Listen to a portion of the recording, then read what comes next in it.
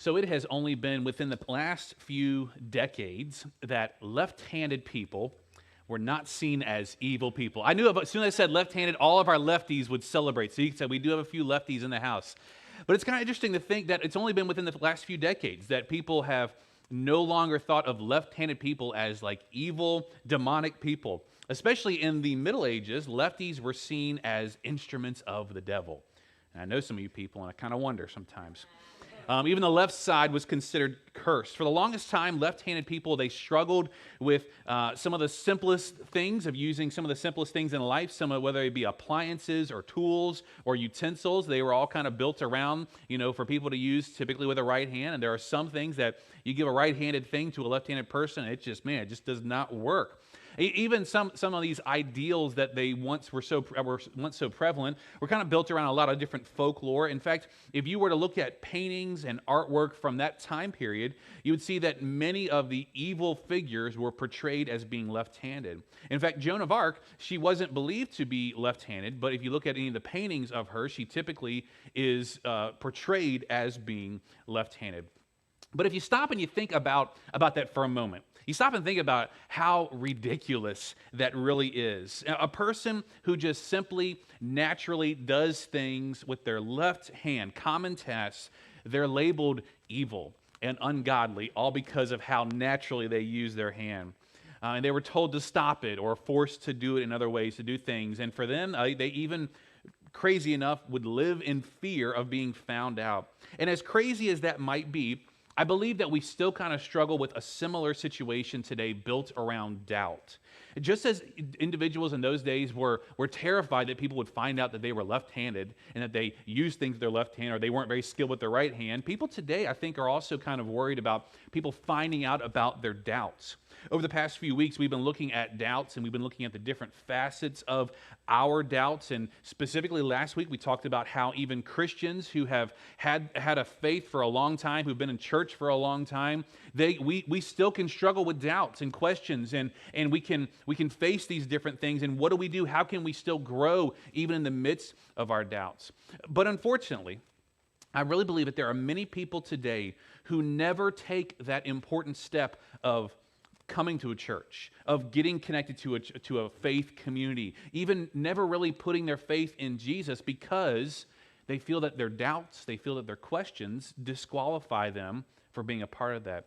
And while this sermon series, this whole thing has been about doubts and what we do with our own doubts, as we wrap up today, I want us to kind of take a different perspective and consider our reaction to other people when they have doubts. Because we're going to face people who have questions, who have serious doubts, who even maybe not even so much doubts and questions, but believe things differently than we do or understand things differently. What do we do? How do we react to them? So we're going to go to Mark chapter 9 this morning. If you want to go there in your own Bibles, you can. Mark chapter 9 is where we're going to be. There's also some Bibles in the seats in front of you, and we'll have our text on the screen. But here, and we're going to see that as often would happen, Jesus is traveling around with his apostles. He's going to different places, and when he comes to this one place, there's a crowd of people already there. And part of the reason that there's a crowd is that there is this boy who has been having these seizures. And they're convinced, and they find that this boy, the reason he's having these seizures is because of an evil spirit. And so they're ready for Jesus to do something about this. And so we pick up in verse 20 of Mark 9. It says, "So they brought him. When the spirit saw Jesus, it immediately threw the boy into a convulsion. He fell to the ground and rolled around, foaming at the mouth. Jesus asked the boy's father, 'How long has he been like this?' 'From childhood,' he answered. 'It has often thrown him into fire or water to kill him. But if you can do anything, take pity on us and help us.' 'If you can,' said Jesus, 'everything is possible for the one who believes.' Immediately the boy's father exclaimed, 'I do believe. Help me overcome my unbelief.' When Jesus saw that the crowd was running to the scene, he rebuked the impure spirit. 'You deaf and mute spirit,' he said, 'I command you, come out of him and never enter him again.' The spirit shrieked, convulsed him violently, and came out. The boy looked so much like a corpse that many said, 'He's dead.' But Jesus took him by the hand and lifted him to his feet, and he stood up." Now, this is one of those situations I think that we could read and we could come across in scriptures, and we could see, the incredible moment here. The way that this boy has an evil spirit in him and what it's doing to him, and then we could also see what Jesus did to make the spirit leave and all that. I think we can get caught up in those things, and that's so important, and that's an important thing. But I think there's another thing that happened in the midst of all of that, kind of buried within the situation, specifically the interaction that Jesus has with this boy's father and the father's faith. The father comes to him and says, look, Jesus, if you can do anything for my kid. And I love Jesus's kind of sass almost. He's like, if I can?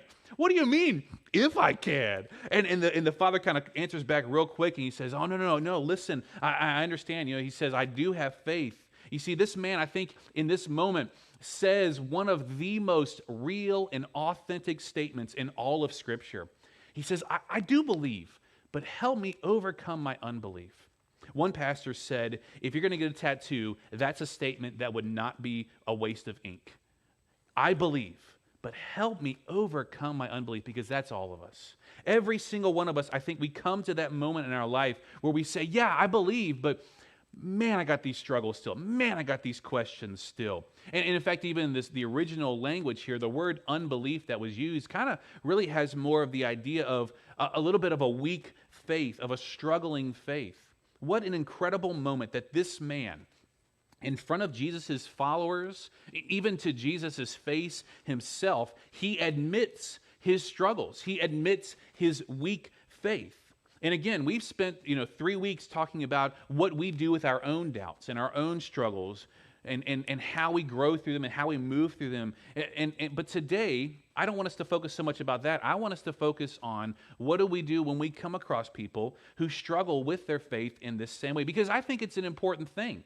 I think it's important for us to consider how we react and what we do and how we interact with people who struggle with their faith. And many times people, I really believe that they may leave their faith in God or may never step into faith, not because of their struggles with God, not because of their struggles and their questions about God's existence and all that, but I think many times the reason they never step into faith, they never, or maybe they step out of faith and they leave faith in God, is because of the way they are treated in the midst of their doubts and in the midst of their questions. So again, today, we're going to look at how we react to that. Because sometimes I think, well, it really shouldn't matter.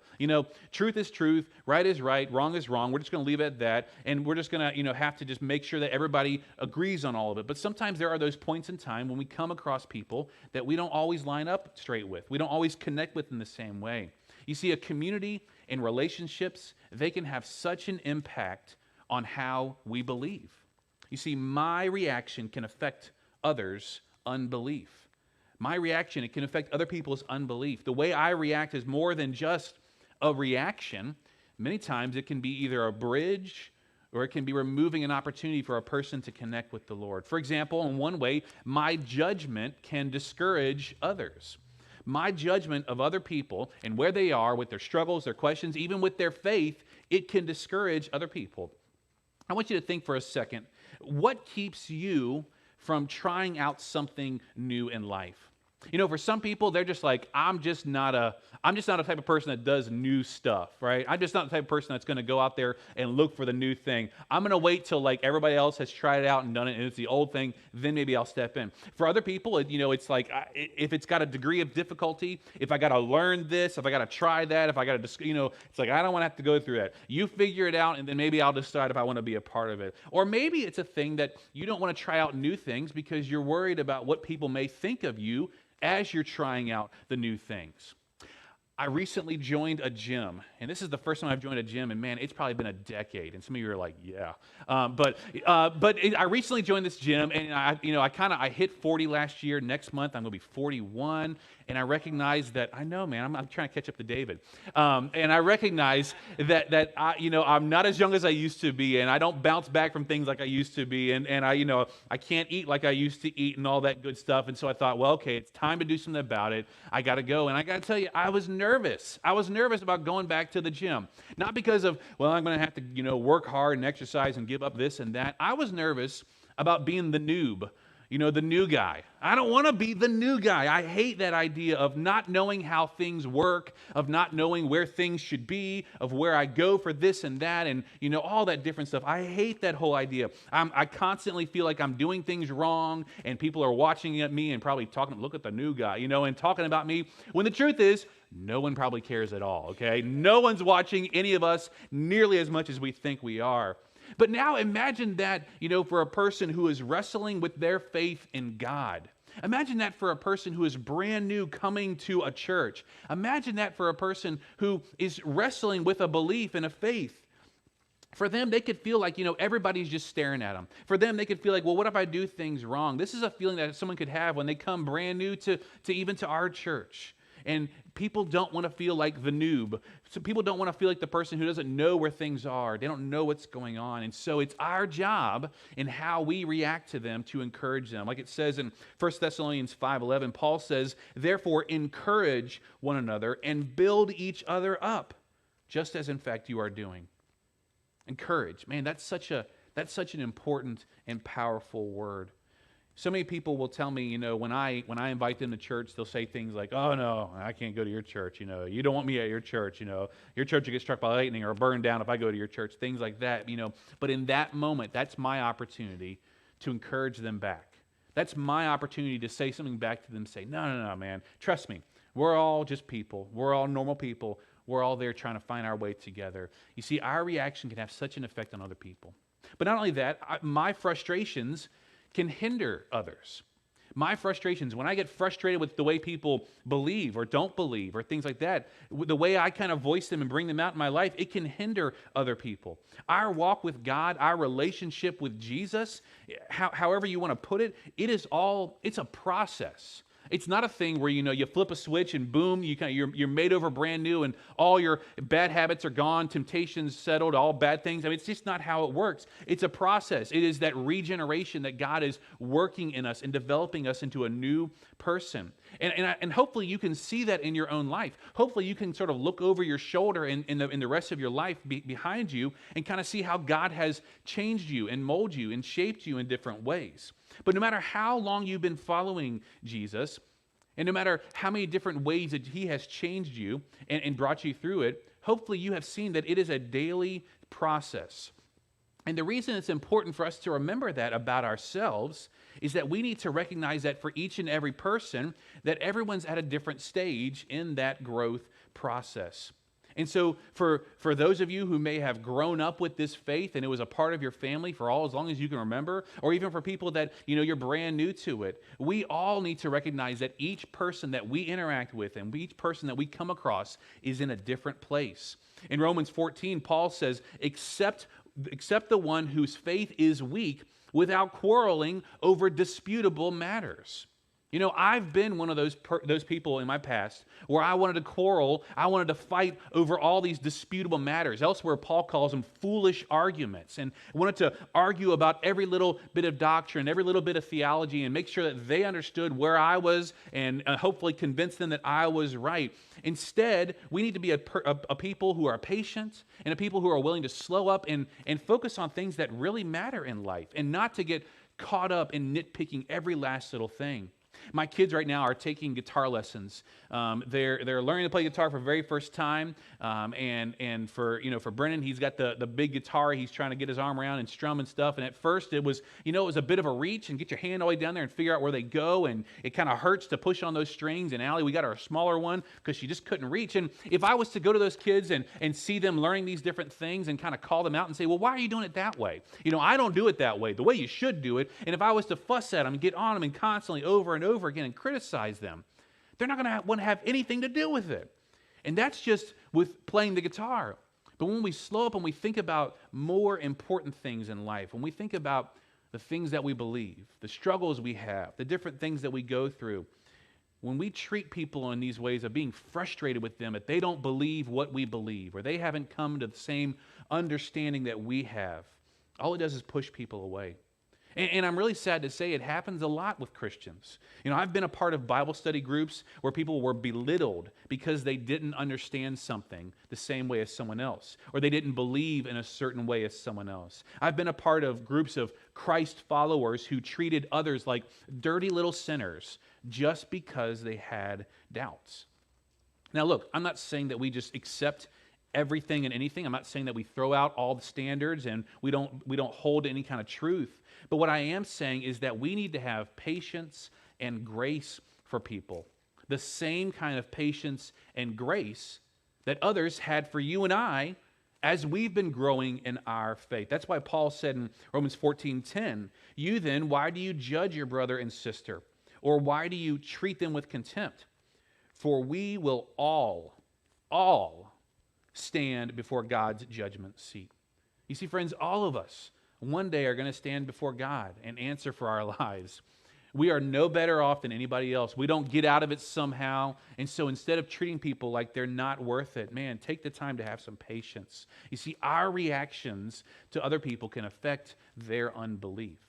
And so then I want to kind of flip the scene a little bit and think back to our passage there with Jesus and his reaction with the Father. You see, because I believe that Jesus treated unbelief differently. I think he treated it completely differently than we do oftentimes. Jesus' interaction with this man and really with a lot of different people was so much different than oftentimes than how we might treat someone with a struggling faith or with no faith at all. For one thing, Jesus gently pushed this man's faith. When we talk to and interact with people who have no faith, or a person who is struggling with their faith, or maybe just believes differently than we do, we should encourage them. We should be trying to move alongside them instead of just, fussing at them and pushing them down. Because it can make such a difference when we are willing to come alongside them and walk alongside them.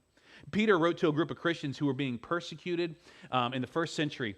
Christians who were being ridiculed and really some who were even being killed for their faith. And Peter says something really powerful to them, and I want us not to forget who Peter was. Peter was that speak first, think later kind of guy. He was that hot-headed, loud-mouthed guy that was constantly putting his foot in his mouth. And so he says this in 1 Peter 3:15. He says, "But in your hearts, revere Christ as Lord. Always be prepared to give an answer to anyone or to everyone who asks you to give a reason for the hope that you have." Now, right there, if we stop right there, that's a lot of times how Christians live. You're like, yeah, man, we need to revere Christ as Lord. Name Christ, put Christ on the throne of your heart, make him the Lord of your life. Yeah, right on, Peter, we're with you. Always be prepared to give an answer to everyone who asks for you to give a reason. Man, I got all these zingers ready. I'm ready to fire them off. As soon as someone says something I don't agree with, I'm ready to shoot them down. If they ask me a question, I'm going to convince them right away. And we forget the thing that Peter says right after this. He says, "But do this with gentleness and respect." Even Peter, the hot-headed, short-tempered apostle, he learned the importance of gently pushing people's faith. Because Jesus, he was not okay with just leaving this man with his weak and struggling faith. No, he wanted to help this man. He wanted to move this man forward. But he did it by nudging him and slowly moving him along. It kind of reminds me of when my kids were first willing to jump into the pool to me, right? You remember that probably if you've seen kids, grandkids, whatever, and they're on the edge of the pool and they got their little floaties on, their swimmies on or whatever, and they're just kind of like, they're daring to jump in, and you're in the pool and you're like, it's okay, I'm right here, I'm going to catch you. Your head's not even going to go under the water. Trust me, you will be fine. They're like, I don't know. If you reach up and grab that kid and yank him in the water, or if someone walks by behind him and kind of boots him into the water, that is not going to instill them the desire to get out and, hey, let's do it again. They're going to be terrified. They're going to be afraid. They don't want that. They want that opportunity on their own to jump in and find it out. And friends, when it comes to faith, if we walk up to people and we grab a hold of them and we try and yank them into faith, or we try and shove them into faith, or shove them into believing how we believe, it's not going to happen. It's going to pull people away. Instead, we need to gently guide them and nudge them in the right direction that God wants them to go. But the other thing that Jesus did in this situation with this father specifically was that Jesus focused on what mattered most. On what mattered most. In the moment where Everyone was focused on this son, as they should be. And they were so concerned about what was going on with him and healing this boy. Even in this moment of this important thing happening, Jesus saw another thing that was really important, an opportunity for him to take care of something that really mattered a lot. This man's faith, of helping this man along and helping him grow in his faith and his trust in Jesus. And sometimes I think we can miss that. Sometimes I think we can get annoyed with how people believe or how people don't believe. I think we can get frustrated and we can see them as the enemy, and we're convinced that they're wrong and we're convinced that we're right. And you know what? Maybe they are wrong. And you know what? Maybe we are right. But in that moment, what's more important?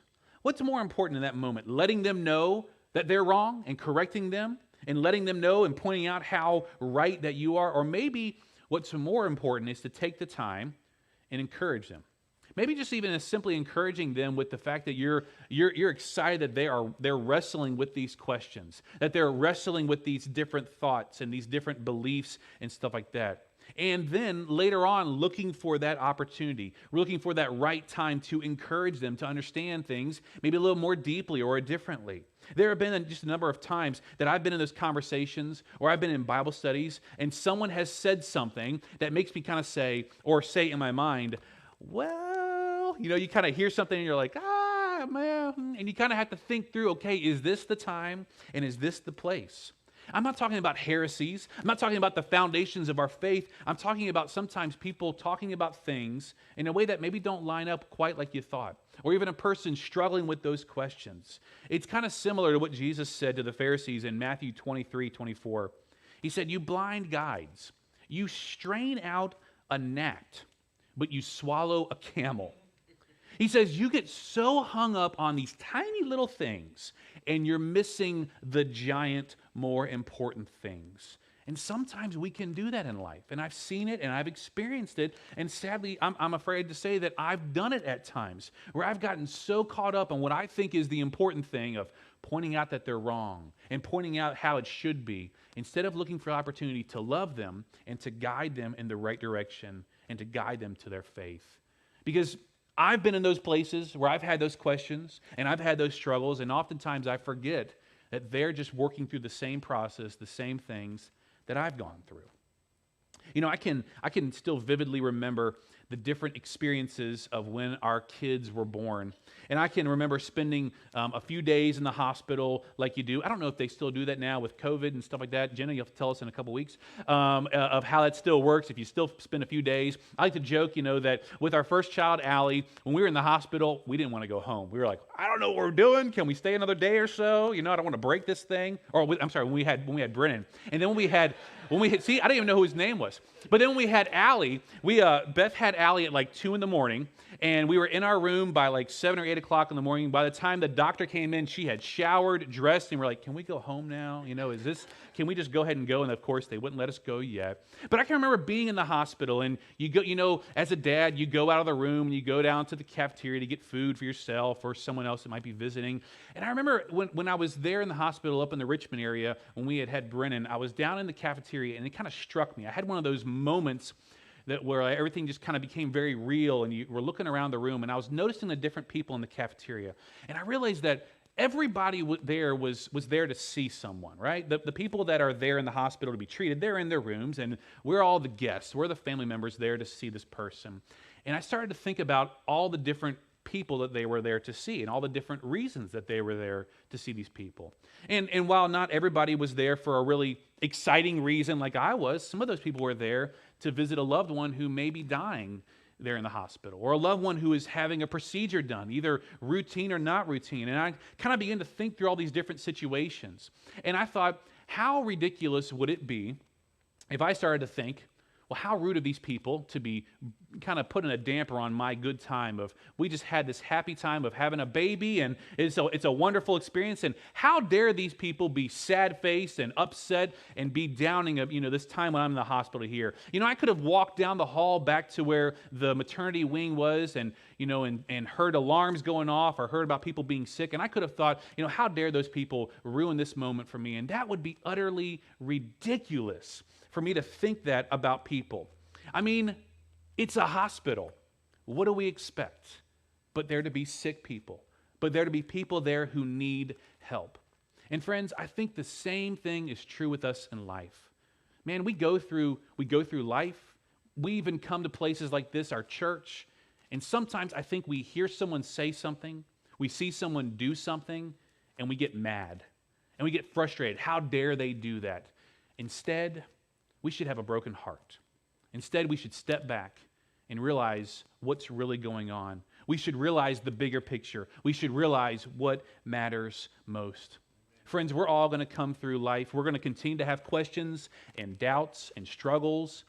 And we're going to continue to come across people in life who have those same struggles and doubts. And it is up to us how we react to those people. It is up to you and I how we are. We are called Christ's ambassadors. We are here on His behalf to the world around us. And so it's up to us that we wisely and carefully go through life and love people as they struggle through faith, as they struggle through doubts, as they even believe differently than we do. And as we move through these things. Friends, I hope this series has been a help for you. And I hope if nothing else you get out of this series, the very first thing we talked about on the very first week, that doubts, we should never be afraid of doubts because doubts lead to questions and questions lead to answers and answers can lead us to the truth. So let's pray together. Father, I thank you that you've guided us through these different things that we go through. That you don't just sort of send us out into the world and say, go for it, figure it out. But God, you're with us. And God, I'm so grateful that you have maybe blessed other people in our lives with the same experiences so that they could learn and then they could help us. But God, I also pray that you would help us to do the same thing in return. Lord, I pray that when we find those things in life that we are wrestling through, I pray that when we find those same kind of struggles and questions in other people's lives, Lord, I pray you'd give us the patience, the mercy, the grace that we've been given. Help us to extend that to other people. Help us to be slow with the judgmental words and looks that we may give them. And God, help us just to be extravagant with the grace and the patience. Father, I pray that if there are still those who are struggling with their faith here in this room today, maybe even those foundational questions of what their life is supposed to be in you, Lord, would you help them to take that important step of finding ways for them to find those answers, to come to me, to come to some other leaders within this church, other people that they trust within this church, for us to be able to walk alongside them and to be able to help them find those answers to those important things in their life and their faith. But God, I also pray that you would help each one of us, no matter where we are in our faith, that when we leave out of here, God, and we find people who are wrestling and struggling, who are believing differently than we are, God, would you give us that patience? Even there may even be people who are coming to mind right now, a neighbor, a coworker, a family member. Lord, help us to slow up, to see how we can love those people and how we can guide them to you. We pray all this in Jesus' name. Amen. Guys, if I can get you to stand up, we'll continue our worship service.